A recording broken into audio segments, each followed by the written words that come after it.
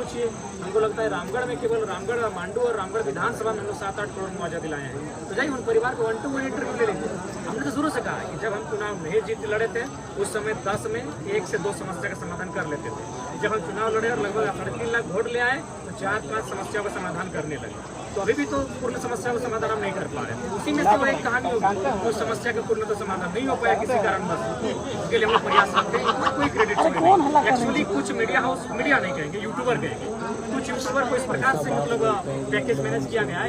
वहाँ अगर जरा मतों का नाम नहीं आ रहा तो वहाँ वो जाते ही नहीं। यही अगर उनको अगर मुआवजा कोई अगर देखना है तो एक और यूट्यूबर है पेटरवार का, वहाँ लोग अपनी जमीन को लेकर मुआवजा मांग रहे हैं। वहाँ वीडियो बनाए ना, देखते हैं कितना साहस है उनका। और एक वो यूट्यूबर है आपका बेरमो का, वहाँ लोग अपनी जमीन को लेकर कोलियरी में मुआवजा मांग रहे हैं। वहाँ बनाइए, वहाँ इसलिए नहीं वीडियो बनाएंगे क्योंकि वहाँ जरा मतों का नाम है।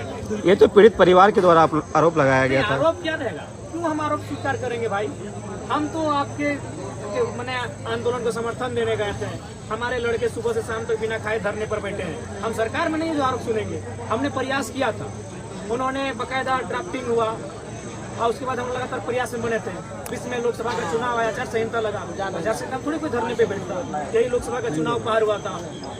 आरोप क्यों सुनेंगे भैया? हम तो प्रयास किए, हुआ तो अच्छी बात है, नहीं हुआ तो हम तो आगे प्रयास करेंगे। हम तो कोई उत्तरदायित्व नहीं रखते हैं, हम तो सरकार में नहीं है, ना हम कंपनी मैनेजमेंट है। आप लगातार अपनी सभाओं में कहते हैं कि आपका जो वोटर है कहीं ना कहीं ज्यादातर महिलाएं कोर वोटर माना जाता है। वही महिलाओं को टारगेट करके जो जन्म सरकार है कहीं ना कहीं योजना लाई है, तो क्या लगता है महिलाएं वोटर है तो नहीं हो जाएगी? नहीं, बिल्कुल भी नहीं होगी। मैंने महिलाओं को, दीदियों को समझा दिया है कि अगर मुख्यमंत्री कभी भी इस भाषण में इस बात का जिक्र करे कि आपको 1000 रुपये महीना दिया तो बोलेगा कि 2020 में क्यों नहीं, 4 साल मिल जाता है। 1 महीना पहले तो दीदी लोग उतनी बेवकूफ़ नहीं रही। 1 महीना पहले चुनावी एजेंडे के नाते आए। उसके बाद आपके परिवार का महीना क्या है तो मालूम है। मुख्यमंत्री की तनख्वाह 3 लाख, उनकी पत्नी की तनख्वाह 3 लाख, उनकी भाभी की तनख्वाह 3 लाख, उनके भाई की तनख्वाह 3 लाख, उनके पिताजी राज्यसभा सांसद उनकी तनख्वाह 3 लाख, 15 लाख हो गया आपका परिवार का।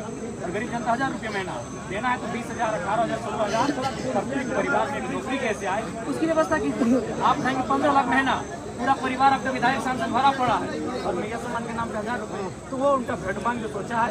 मैं जहाँ मेरा जो प्रभावित क्षेत्र होगा वहाँ वोट बैंक मेरे पास उत्पाद विभाग में कई लोग जाने गई है, बहुत जग्गी भैया, अगर आपने मेरे काके का जनसभा का सुना होगा तो लगभग मैंने 15 मिनट उत्पाद के अपना स्पीच दिया था कि भादर महीना की गर्मी है, रोड को तत्काल बंद किया जाए। जब 2 लड़कों का डेथ हुआ था मैंने तभी अपना स्टेटमेंट दिया था, लेकिन सरकार ने 15 मौत का इंतजार किया।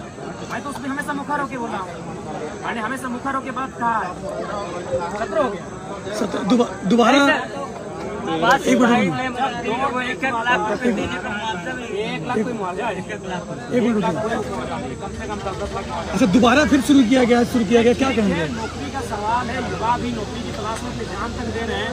तो मौसम का हालात को तय करते हुए सुबह शाम दौड़ाया जाए ताकि उनके शरीर पर कोई विपरीत। आपके तरफ से जाति जनगणना को लेकर कोई आवाज नहीं उठाया जाता है? कहीं ना कहीं आप जाति के बंधन से अभी तक मुक्त नहीं हुए हैं, अब तो जनगणना होना चाहिए। अगर देश की मांग है तो करके देख लें। सर इंडिया आपसे करते जा रहे हैं, क्या कहेंगे उनके बारे में?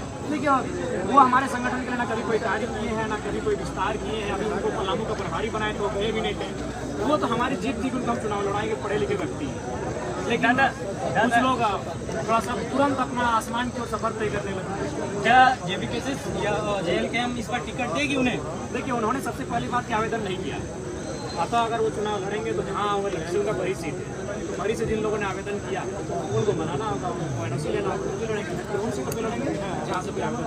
दादा, पिछले बार के इंडिया गठबंधन के ममता देवी और साथ में UPA के सुनीता चौधरी, आप उस जगह पे किस रूप में देख रहे हैं और कहाँ पर देख रहे हैं? क्योंकि ज़्यादा वोट आए, 55,000 वोट हम विधानसभा में लेके आए हैं। लोकसभा के चुनाव में अपने आप को पूरा पा रहे हैं।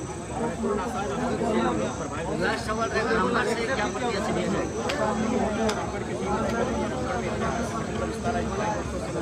वे लोग तय करेंगे कि रामगढ़ को कौन सीट निकाल के दे सकता है। प्रत्याशी अगर कहीं बिखर तिखर हो गया तो देखिए, संभावना बन सकती है, संभावना से खारिज नहीं होगा। लेकिन एक केंद्र नेतृत्व होने के नाते हम लोग उन्हें बैठाकर उन्हें समन्वय बनाएंगे और उन्हें ये बताएंगे कि आज विधायक बनना उद्देश्य नहीं है, इस राज्य की जनता के हितों को हरना हमारा उद्देश्य है। उसके लिए आपको पावर में आना है। चलिए, ठीक है, चलिए, थोड़ा हवा दे दीजिए, पीछे हटिए।